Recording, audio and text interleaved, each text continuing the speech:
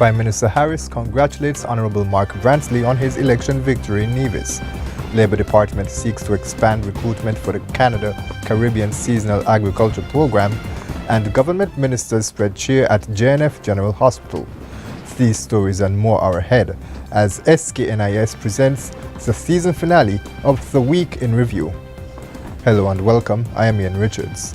Thank you for joining us as we recap the main stories for the period December 15 to 21, 2017.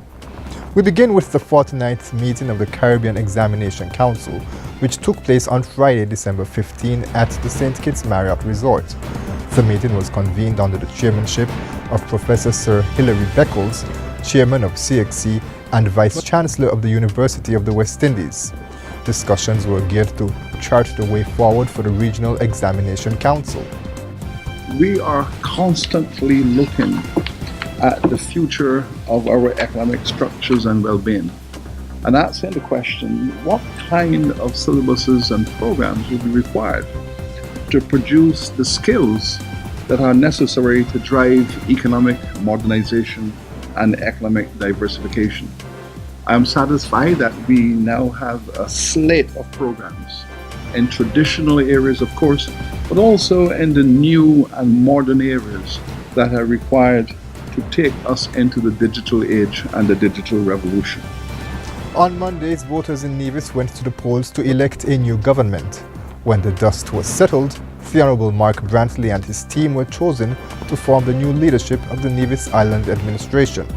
Prime Minister of St. Kitts and Nevis, Dr. the Honourable Timothy Harris, congratulated then Premier-elect Brantley, writing in a letter, quote, "On behalf of the federal government and the people of St. Kitts and Nevis, I extend my heartiest congratulations and warmest wishes to you on attaining a decisive electoral victory in the Nevis local elections and becoming the island's Premier-elect today, Tuesday, December 19th, 2017.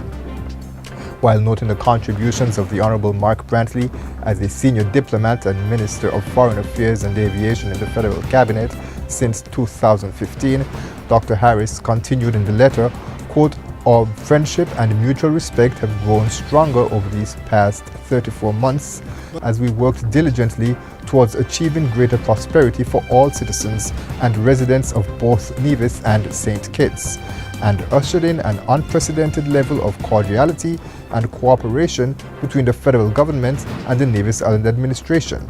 I give you my highest commendation and unwavering support as we continue to work for further progress for all of our people." End quote. On Wednesday, officials in the Ministry of Tourism were reiterating to the public just how significant it was for St. Kitts and Nevis to win the inaugural Excellence in Sustainable Tourism Award from the Caribbean Tourism Organization. The ministry's Permanent Secretary, Carleen Henry Morton, and Assistant Permanent Secretary, Daniel Taylor Williams, appeared on the season finale of the radio and television program Working for You to spread the good news and suggest ways the public can play a role in advancing the tourism industry. Ms. Taylor Williams said the ministry has been making strides. We won an award 3 years ago for Destination Stewardship. Right. So we've now gone to the next level. This award speaks to the fact that we've moved beyond that. In 3 years, we would have moved so far that we were able to cop this award. Sure. Very first time we applied for the award. And out of the other nominees, we were finalists with 2 other organizations. And it's important to note that the 2 other organizations were private sector organizations. We were the only public sector finalists, and we won the award. This is even more impressive considering that the St. Kitts Ministry of Tourism was selected as the winner out of 96 entries and 17 countries.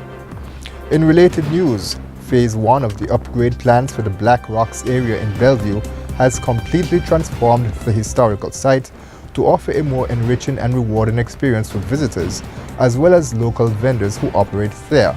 Permanent Secretary Henry Morton noted that the Whitegate Development Corporation has partnered with the government on the project, which has seen roads paved, vendor booths constructed, and a lookout station built, among other amenities. The vendor booths have a historical design. 5 of the vendors' booths have been completed, Chapel House style, and they in themselves will become the story, because we need to use those now to educate our visitors when they come, that we have chosen to build using this particular design because it has historical value and so on. And this is what the houses used to look like back when people didn't own land, and the colonial times when the landowner could come to you just on the spot the moment and say, take up your house off of my land. And so you had to move along, pack it up very quickly and go with it and so on. And it is a story of resilience, a story of how resourceful we are as a people.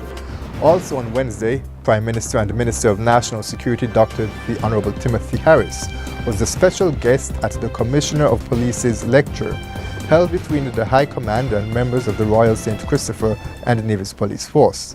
Dr. Harris gave a motivational address to the rank and file and thanked them for their hard work and dedicated service.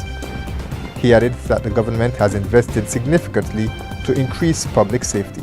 This government wants you to succeed. And that is why we have invested. And I chose the word invested carefully rather than put money into the police. Because when you invest, you are looking for a return.